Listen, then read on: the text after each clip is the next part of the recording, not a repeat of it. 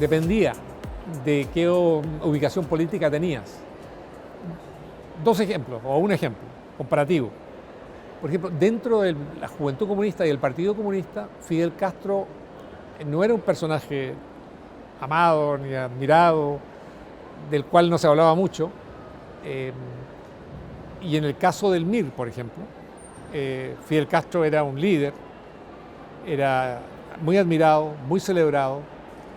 En el caso del Che Guevara, el Che Guevara para el MIR y para el Partido Socialista también, era una figura importante, por cuanto él había optado y ratificado la vía armada que había tenido en un momento Fidel Castro para tomar el poder en La Habana. Él la había tomado y la había llevado a otros países.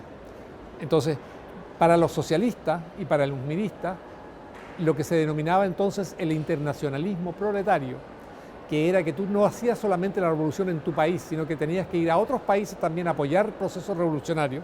Por eso el Che muere en Bolivia, por eso el Che va al África e intenta ya, sin éxito, imponer revoluciones, fomentar revoluciones. Y en el caso del Partido Comunista, volviendo al Partido Comunista, que era un partido visto y observado y definido por el MIR y por el Partido Socialista como reformista, el Partido Comunista entonces no estaba por la vía armada, estaba por la vía electoral que había diseñado fundamentalmente Allende, y en el caso del Che Guevara, con respecto al Che Guevara prácticamente no se hablaba. Era una persona no existente prácticamente, era complicada. ¿Por qué? Porque representaba la vía armada y el Partido Comunista no estaba por la vía armada. ¿Por qué estas dos diferencias? Por lo siguiente, Cuba, esto hay que entenderlo en ese momento, Cuba respaldó como un mecanismo de defensa ante la política estadounidense, respaldó los movimientos guerrilleros en América Latina. En Cuba se formaron los movimientos guerrilleros, en Cuba se fueron financiados, por Cuba fueron orientados. Y por lo tanto había una admiración entre estos movimientos guerrilleros, desde luego, hacia el Che Guevara y a Fidel Castro, y al mismo tiempo Fidel Castro necesitaba estos movimientos guerrilleros.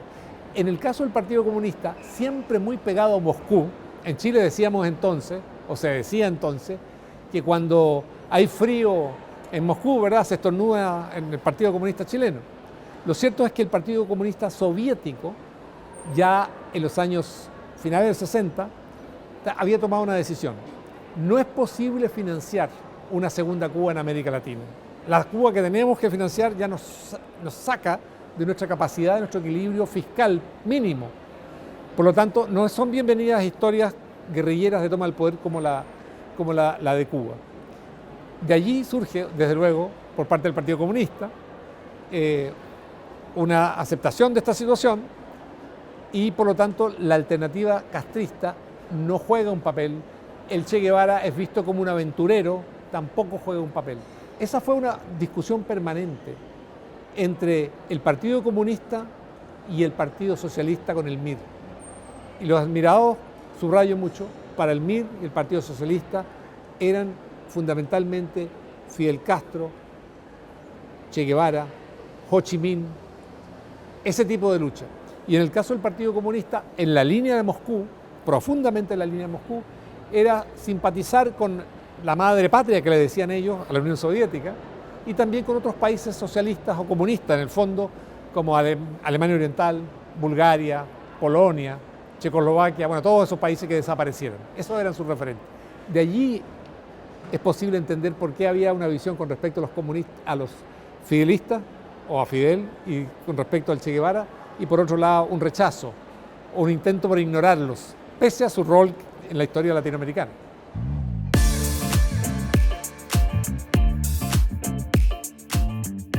Había de todo. Había primero lo que se llama el Zeitgeist, el espíritu de la época, que era a favor de procesos revolucionarios. Recordemos que países del África que habían tenido un pasado colonial habían comenzado luchas por su independencia de Europa o la habían logrado.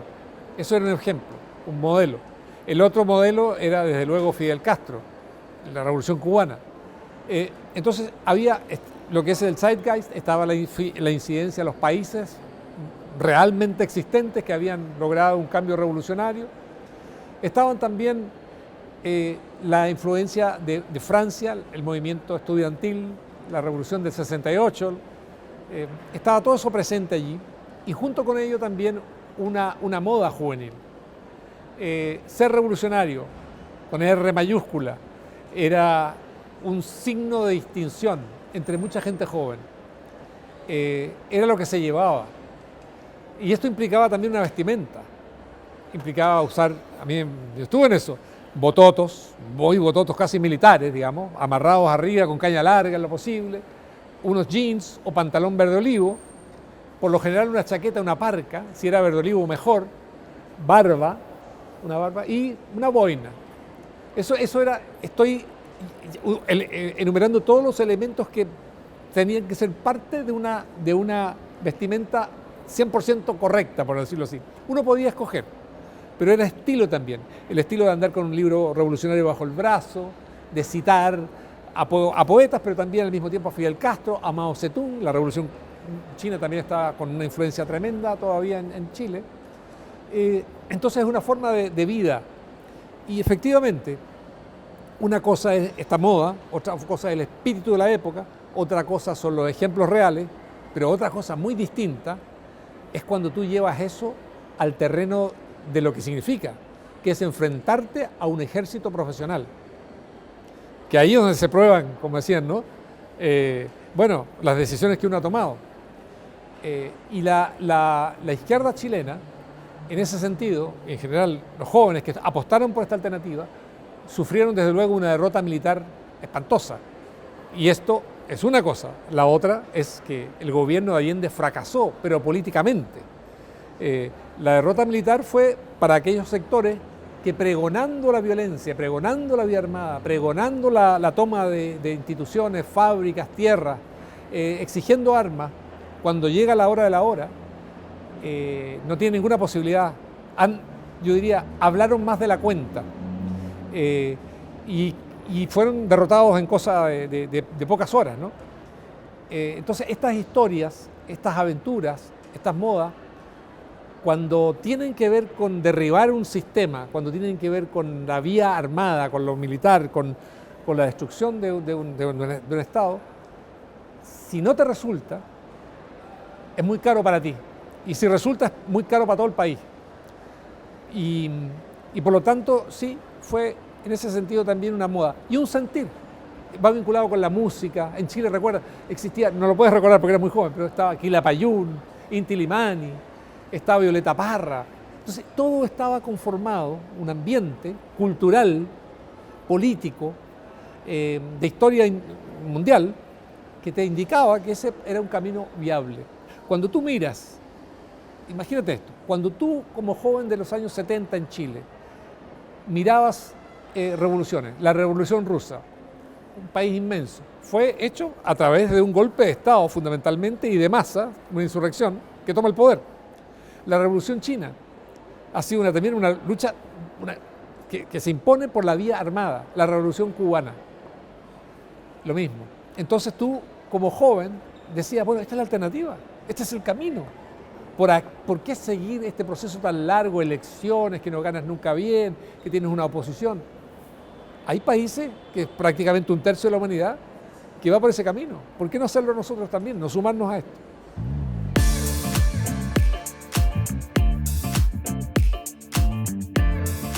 La visita de Castro es una visita inédita en la diplomacia internacional, mundial, digamos.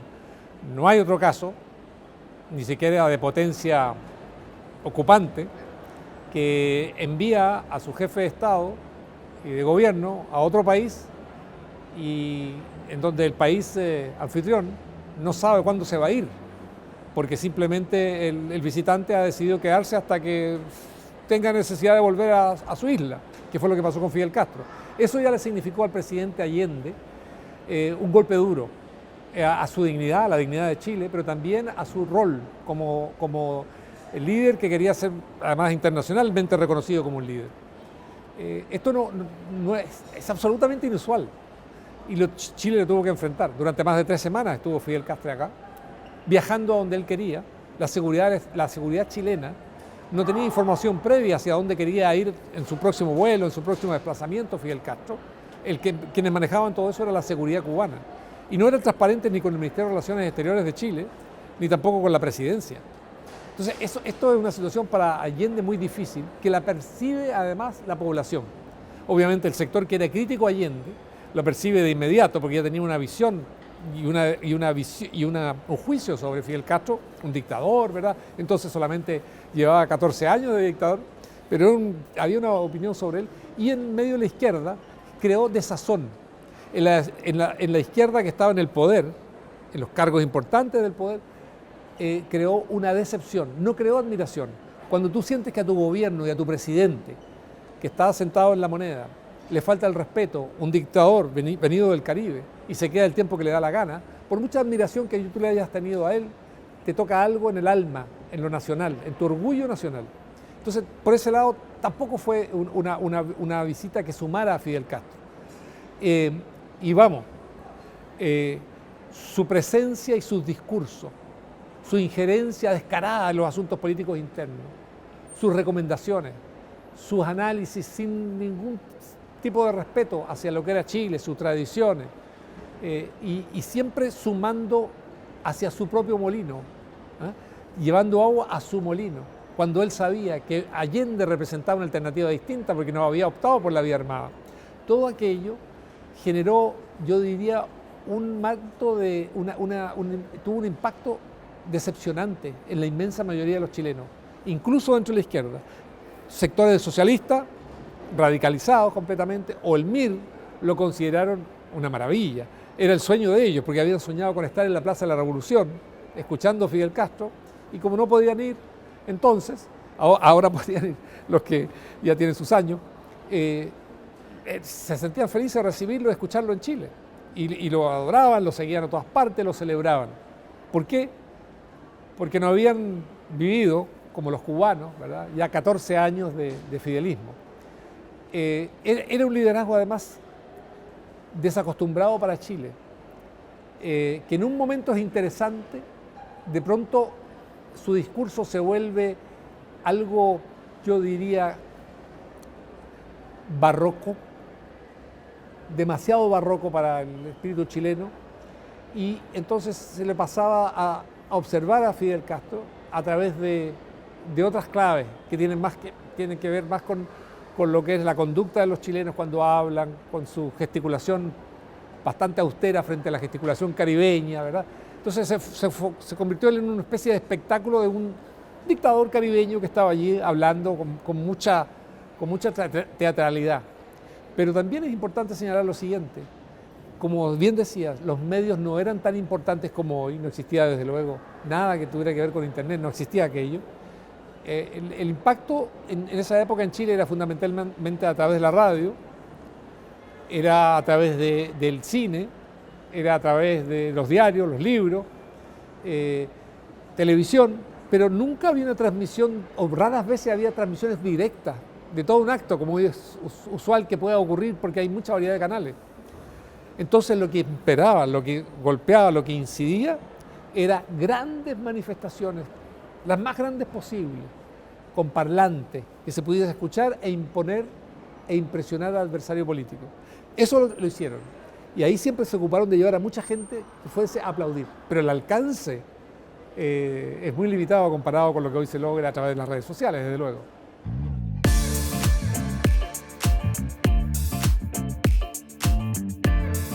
Bueno, en su despedida es conocido, ¿verdad?, que fue en el Estadio Nacional. Se empezó a vaciar el estadio. Bueno, nunca se llenó y se empezó a vaciar, porque ya llevaba mucho tiempo en Chile.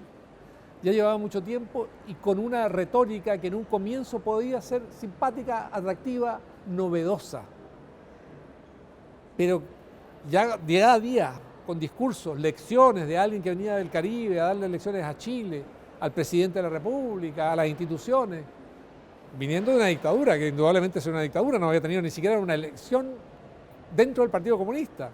Entonces, te puedes imaginar, si no había elecciones ni dentro del Partido Comunista, y este hombre era dictador, venir a dar lecciones, yo creo que, bueno, le hizo un flaco favor al presidente Allende, a su gobierno, encendió las alarmas en sectores que hasta ese momento miraban quizás querían observar más al gobierno de Allende y les encendió las alarmas en el sentido de decir, bueno, en esto terminamos con el socialismo.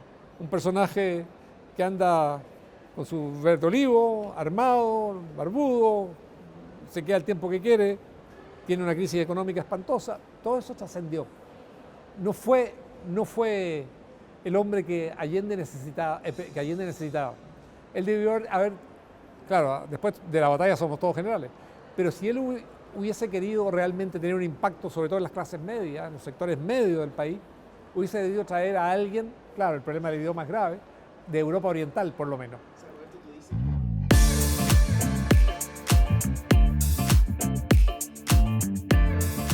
Que es una de las cosas que hay que tener mucho cuidado, y los cubanos, yo viví en Cuba, te lo advertían, y decían, uno de los errores de los chilenos fue pregonar y fingir disponer de un armamento con el que no contaban, simular ser capaces o haber tenido y recibido una formación militar que no era la que ellos querían, la que estaban proyectando. Porque eso, me decían los cubanos, lo que genera dentro de un ejército regular, formado, hecho para la guerra, es pensar que es efectivo lo que está diciendo ese adversario potencial. Y cuando llega el momento del enfrentamiento, por una razón que tiene que ver con la seguridad de tus propios hombres, eso es tremendo, ¿no? Tú lo que tienes que dar es, como el adversario es muy fuerte, él mismo lo ha confesado, lo ha anunciado, lo ha pregonado, la respuesta tiene que ser letal.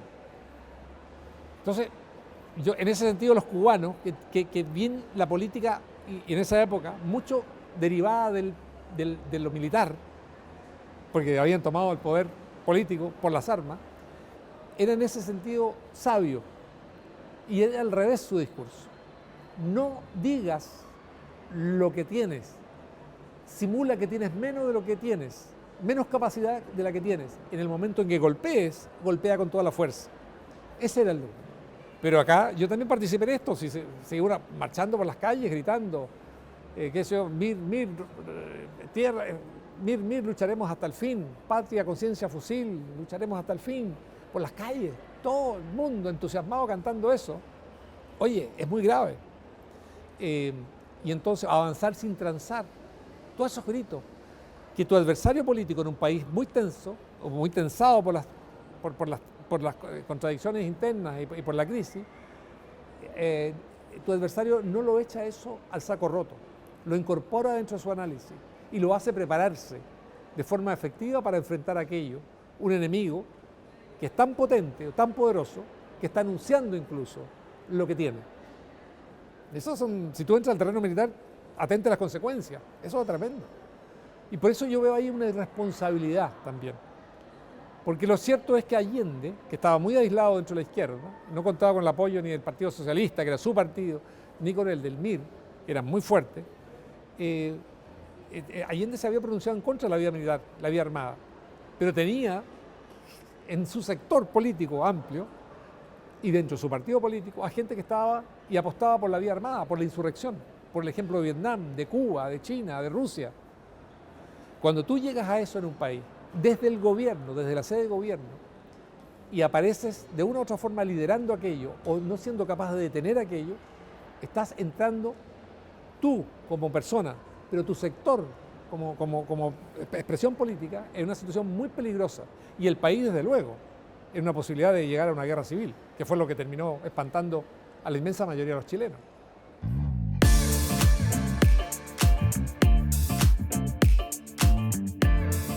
Mira, el 11 de septiembre del 73, en esa época yo vivía en Luis Carrera, con Vitacura. De ahí yo era joven comunista, entonces, de ahí me trasladaba, mi padre me había dado un Austin Mini Cooper, un comunista bien sui generis, la verdad. Y entonces yo yo estudiaba antropología social por la mañana y por la tarde literatura latinoamericana. Y era joven comunista.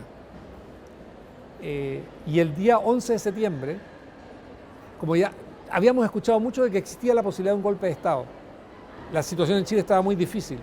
el Partido Comunista, las Juventudes Comunistas, desfilaban con letreros que decían no a la guerra civil. Pero la misma izquierda había creado esa situación de peligro de guerra civil, terrible. Imagínate tener que salir a marchar hoy por las calles del país diciendo no a la guerra civil. Es que estás expresando algo que está profundamente anidado dentro de la ciudadanía como temor. Y entonces ese 11 de septiembre yo me fui a lo que era Macul. Ahí estaba la Escuela de Antropología antiguamente, frente al Pedagógico. Me fui allí, ¿por qué? Porque en situación de emergencia como esa, la orientación de la Juventud Comunista a sus militantes era ir a sus puestos de trabajo o de estudio. Por lo tanto, yo disciplinadamente fui al centro donde yo estudiaba, y la base de la Juventud Comunista a la que yo pertenecía estaba en el Pedagógico, es decir, llegué allí,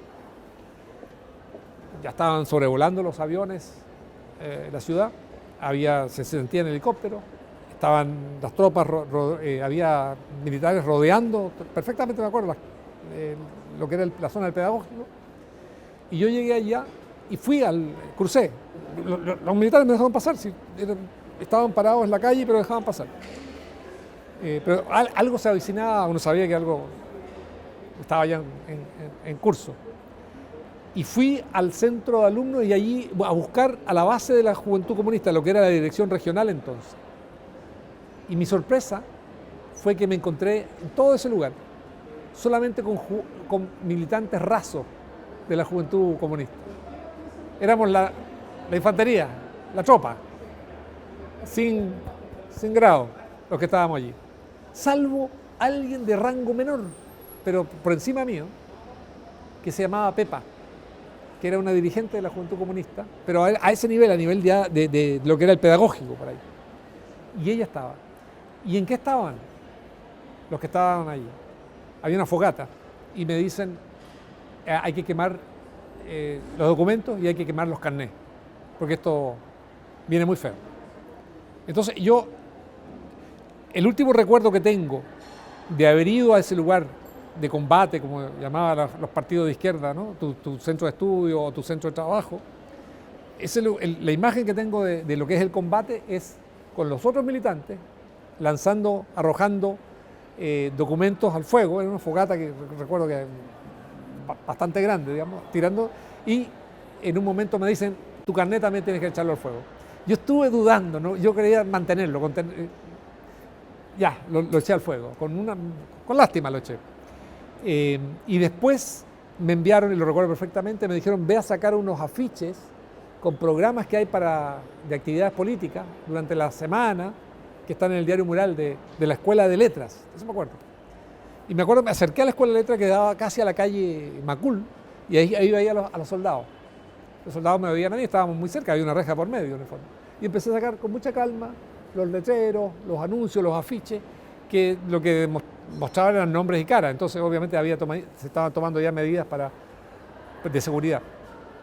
Todo eso fue quemado. Y después, ¿qué hacemos?, pregunté. Entonces mire, a lo mejor váyanse a sus casas, nos vamos a poner en contacto con ustedes. Y entonces yo me acuerdo que me dijeron, no salgas por adelante, por la puerta central del pedagógico, porque ahora sí que está poniendo duro el control, es lo que estamos viendo. Y recuerdo que salté una reja primero, no, un muro, dos muros, no muy altos, entonces los muros entre las casas, porque había como casas al lado del pedagógico. Y después salí a la calle. Y fui a buscar a mi auto que no estaba lejos. Y me fui. Volví a Luis Carrera con Vitacura. Miento, volví donde una amiga que tenía, una polola, que vivía en Vaticano, con Alcántara. Y eran casas entonces. Y seguí el bombardeo de La Moneda, encaramándome con ella y otros amigos. Ellos todos eran comunistas, pero comunistas caviar, que digo yo, mirando desde el entretecho, o sea, desde el techo de una casa, el bombardeo de La Moneda. Esa es la última imagen que tengo del 11. Y después, bueno, lo que era la radio, ¿verdad?, la televisión, las fuerzas militares, en la noche la Junta Militar dirigiéndose al país. Esa es la imagen. La imagen mía final es de dos cosas, o de varias. Una improvisación que había, nada de lo que se había dicho, o muy poco de lo que se había dicho y de lo que se había alardeado era cierta, era real, tenía un respaldo allí en términos efectivos en el día del 11, nada de eso. Me sentí profundamente decepcionado de que no hubiese ningún dirigente. Yo todavía veo algunos que entonces eran dirigentes juveniles altos, que siguen siendo importantes en el Partido Comunista. Ninguno estaba allí. Yo estuve ahí donde tenía que estar. Ninguno de ellos estaba ahí. Ellos debieron haber estado. Y que los que estábamos allí éramos los más jóvenes y sin ningún grado.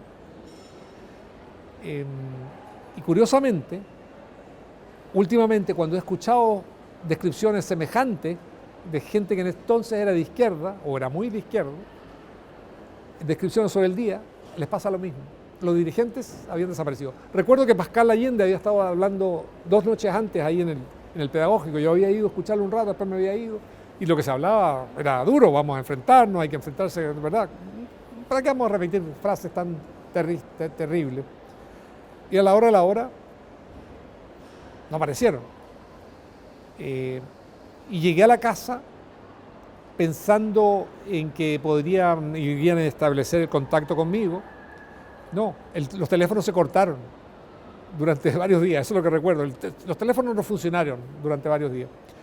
Estaba completamente liquidado, desplomado, todo el servicio de todos los partidos. Hay, por cierto, en el libro de Mansuy sobre Allende, la Unidad Popular, una entrevista a Carlos Altamirano, donde él mismo dice que va, después del golpe, esa misma noche, está paseando, caminando solo por unas calles de un barrio, no recuerdo cuál, en Santiago. Le preguntan en esa entrevista a Carlos Altamirano, pero tan improvisado, no tenía nadie que lo cuidara, ni gente de seguridad, no nada, solo. Entonces uno ahí se plantea otro elemento, que va más allá de lo que es la crisis económica, el desastre económico de Allende y el desastre político también del gobierno de la Unidad Popular. Está el tema, ¿por qué se fue tan poco cuidadoso al desarrollar la retórica revolucionaria, llamando a incendiar, llamando a crear un Vietnam prácticamente, advirtiendo y alertando con que el país se iba a paralizar por completo, que había acciones armadas, que se daría armas al pueblo? ¿Por qué hicieron todo eso previamente, antes de eso? ¿Por qué hablaron de eso sabiendo, o debieron haber sabido, que aquello no era posible, que aquello era retórica, que inflamaba los ánimos y la pasión de los jóvenes, que muchos se fueron pensando que algo había? ¿Por qué además ese tipo de responsabilidad? Eso es algo que todavía no se responde. Más allá de la crisis económica, más allá de que la Unidad Popular fuese una minoría, más allá de todas las condenas que había por distintas instituciones importantes de Chile, entre otras la Cámara de Diputados. ¿Por qué además ese lenguaje retórico, inflamado, heroico, idealizado, guevarista, cuando no había nada? Y eso es un elemento que no se ha analizado a fondo. Ese es el recuerdo que tengo del último día. Yo salí después, 3 meses después salí de Chile.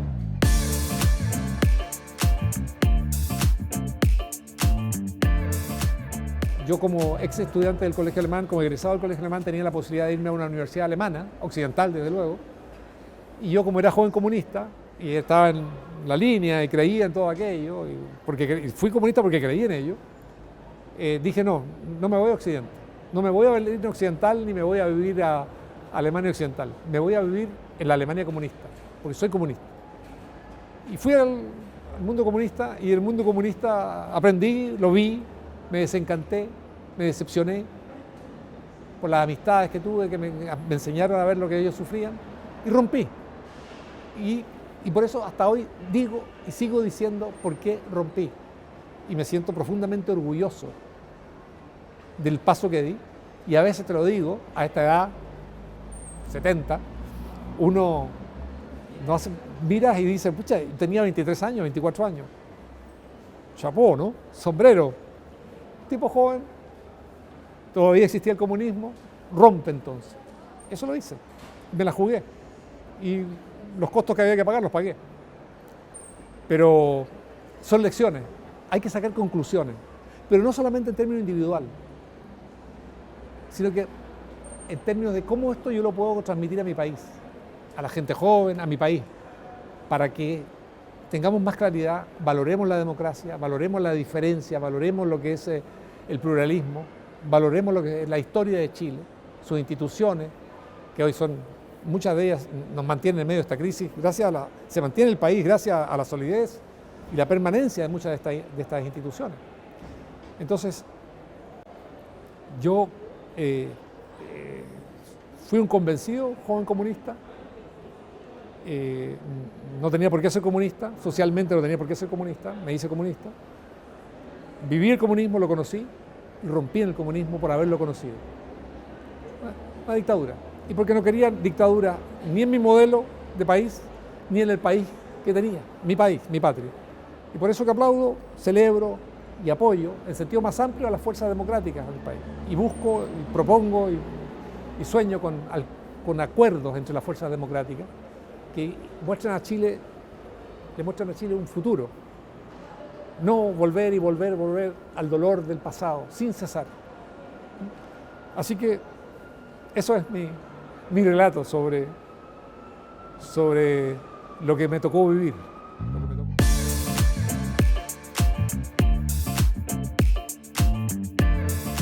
Respecto a esto, yo me hice joven comunista en un colegio alemán de Valparaíso, y renuncié a la juventud comunista y a ser comunista y a toda la causa comunista en La Habana, 1976. Eso yo creo que, poniéndolo así, te das cuenta que son dos pasos aparentemente contradictorios. La gente no va a un colegio alemán para hacerse comunista, ni va a La Habana para renunciar al comunismo. Pero esto obedeció a sentimientos profundos que a mí me conquistaron. En un momento, siendo muy joven, sin experiencia además, y muy idealista, y influido por el zeitgeist, y también por la cultura, por la música que se respiraba, por el cine que se hacía, pensé que efectivamente la solución para Chile, para superar sus problemas de pobreza, de subdesarrollo, de dependencia, estaba en un sistema comunista, socialista. Pensaba efectivamente eso. Era tan ingenuo que me había tragado la propaganda, las revistas de propaganda soviética, alemana, oriental, y eso. Creía que aquellos artículos que salían eran reales. Y lo digo sin vergüenza, lo creía, porque no pensaba, no creía que fuese posible llegar a tanto engaño. Y además porque había una cosa muy potente. Tú veías que esos países en los cuales tú creías eran, insisto, un tercio, sino más, de la humanidad. Si sumas a la Unión Soviética, entonces, con China, entonces, con los países de Europa del Este, algunos de África, en el Asia. Entonces, no era un sueño, un castillo de naipes. Esto era real, era posible. Y por eso aposté por el socialismo, creí en el socialismo y me hice joven comunista. Y rompo también por otra convicción profunda. Cuando yo vivo en Cuba, había pasado antes por Alemania Oriental. Para llegar a Cuba yo había pasado en Alemania Oriental, había visto el muro, había visto la franja de la muerte, que lo que hacía era impedir que sus ciudadanos escaparan o visitaran siquiera, no escapar, cruzar a conocer Occidente. Entonces yo en ese momento dije, no, yo no quiero para mi patria. Yo tenía 26 años, 24 años tenía. No quiero ni pinochetismo, no quiero un régimen militar para mi país, pero tampoco quiero castrismo, comunismo, socialismo. No lo quiero, porque lo que he visto me ha bastado. Esta no es la solución, no es la alternativa. Y yo siempre me gusta subrayar. Yo soy un converso, pero un converso, hay que entenderlo bien. Soy un converso que se vuelve de una persona que creía en un sistema totalitario. Porque eso, el comunismo es como el nazismo. El comunismo, el stalinismo, es el nazismo, pero de otro color político. Es un sistema totalitario.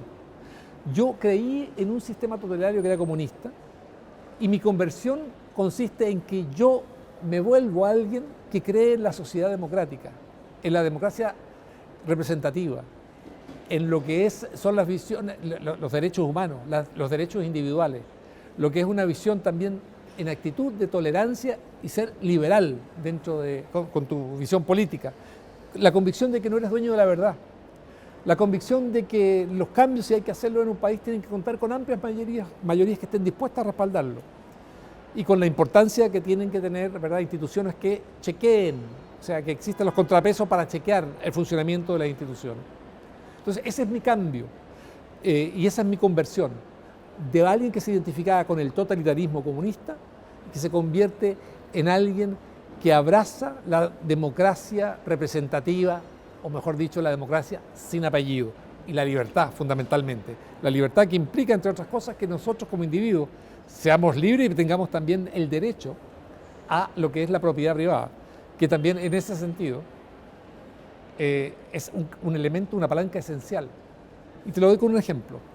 Cuando tú vivías en el comunismo, conocí Alemania Oriental, conocí la RDA, el Estado era dueño de todo.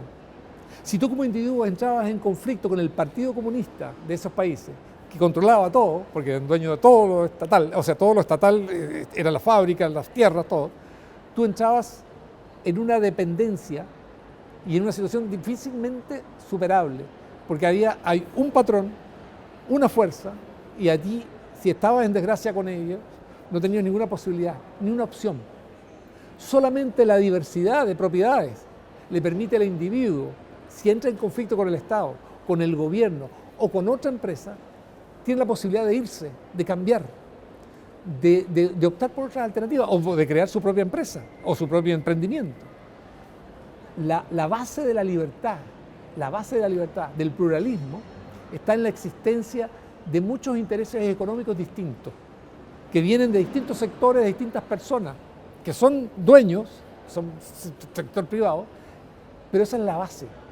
Entonces, por eso yo rompí con el totalitarismo, porque dije, esto no es desarrollo, no tiene democracia, no hay desarrollo, no hay prosperidad, no hay ni siquiera alimento en Cuba, tremendo. Y sigue siéndolo, ¿no? 63 años después, 64 años lleva. No hay democracia, no hay libertad, no hay prosperidad, no hay posibilidad de desplazamiento. Entonces, si tú lo mirabas bien, ahora con valentía, con coraje, mirabas la realidad cubana o mirabas la realidad de la RDA, gente detrás de un muro, viviendo obligadamente detrás de un muro, que no era solamente el muro, sino que un campo minado tremendo, con perros, con vigías, con torres, con alambrada. Tú tenías que plantearte, ¿es esto lo que yo quiero para Chile? ¿Puedo creer en un sistema como este, que necesita para sobrevivir, ya sea ser isla, los tiburones se encargan de vigilar que no te puedas ir, o necesita un muro y rejas y perros y minas y campos minados para que no se te escape la ciudadanía? Y si tú eres realmente un tipo honesto, tú, a mi juicio, tenías que decir, no, esto yo no lo puedo justificar, esto no lo puedo apoyar, no lo puedo querer yo esto para mí, no lo puedo querer para mi hermana, para mis padres, para mis hijos en el futuro. No puedo tener ese deseo. Yo creo que eso es central, esencial, y por eso tomo la decisión y rompo en el comunismo, viviendo en el comunismo, con el comunismo. Es una decisión profunda, dura, y ojo, de mucho coraje, porque obviamente viviendo en el socialismo lo que más te convenía era quedarte comunista y callar la boca. Entonces es una decisión dura, y conozco crecientemente a mucha otra gente que hizo esa decisión, que va después acompañada en un segundo momento. Cuando tú rompes, siempre vas a recibir el mensaje de esos mismos sectores con los cuales rompiste en el mundo comunista, de que esperan que no hables, que no des razones. Y ahí tienes entonces una suerte de estabilidad, de convivencia, donde uno no toca al otro y ellos no te tocan. Pero cuando tú dices, no, es que yo voy a contar lo que viví, porque no quiero que otros jóvenes sigan los pasos que yo seguí profundamente equivocado, y tengo que justificar además por qué un cambio tan radical en mi vida, es cuando te declaran la guerra. Hay mucha gente, y la entiendo, que no se atreve a dar ese paso, rompe, se va y calla, porque saben que es un precio caro. Pero yo creo que las convicciones están por encima de todo esto. Las convicciones están por encima de todo esto. No hay que dejarse presionar. Muchos de los que yo hoy a esta edad, la mía, que rompieron cuando jóvenes, están recién sacando la voz y reconociendo cosas. Y me alegra que sea así. Y va a ser un proceso. Yo los invito siempre a escribir sobre esa experiencia, sus memorias, lo que vivieron, por qué rompieron. No tengan miedo, publíquenlo. Son esas contribuciones las que ayudan al final a Chile a que no pasemos por circunstancias parecidas. De nuevo.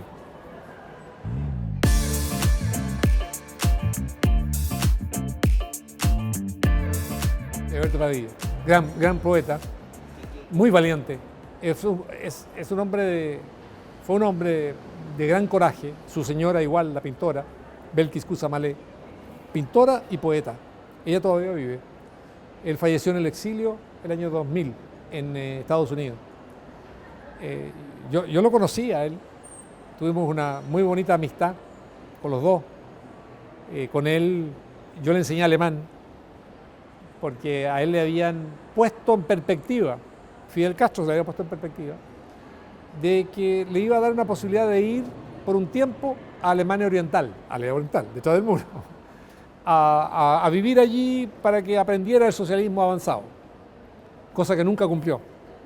Y curiosamente, Eberto Padilla empezó a averiguar por aquí y por allá y le dijeron que conocían a un chileno que sabía alemán. Y yo estudié toda mi vida en el colegio alemán, estaba viviendo en Alemania, entonces me ubica a mí y me dice algo, me dice: tú sabes que me acerco a un chileno y me acerco a un chileno con preocupación y temor, porque a mí la seguridad del Estado me dijo que yo nunca más debía acercarme a ningún extranjero.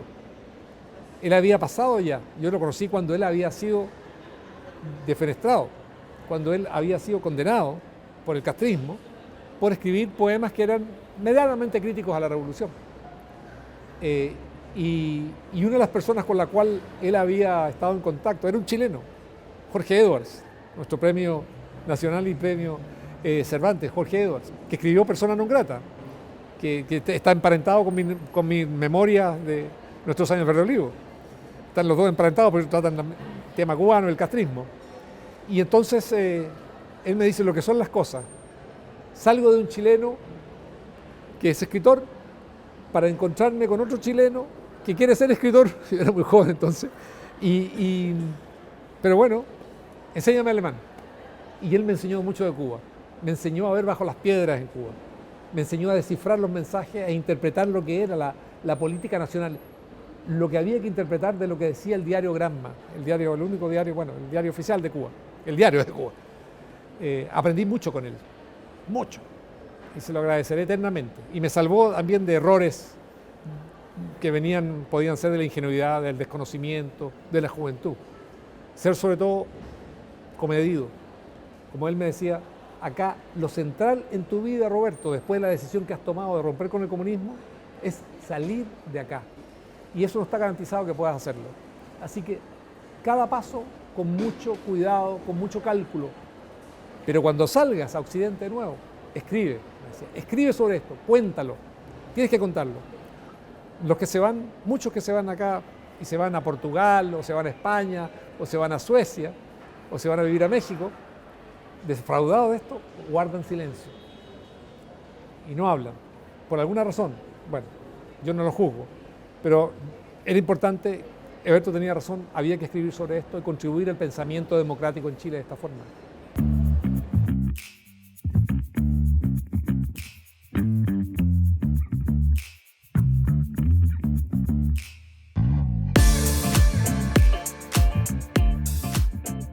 Hola, soy Álvaro Iriarte, director de contenidos del Instituto Respublic. Estamos compartiendo contigo las entrevistas completas que dieron forma a nuestro documental Chile, 1970-1973, Crisis y muerte de la democracia. Si aún no lo has visto, te invito a hacer clic aquí. Comparte este contenido a quien creas que le puede interesar y dale like si te gustó. Suscríbete a nuestro canal y activa las notificaciones para estar atento a las próximas entrevistas públicas, especial 50 años, y a todo el contenido que está por venir y en el que hemos estado trabajando. Síguenos.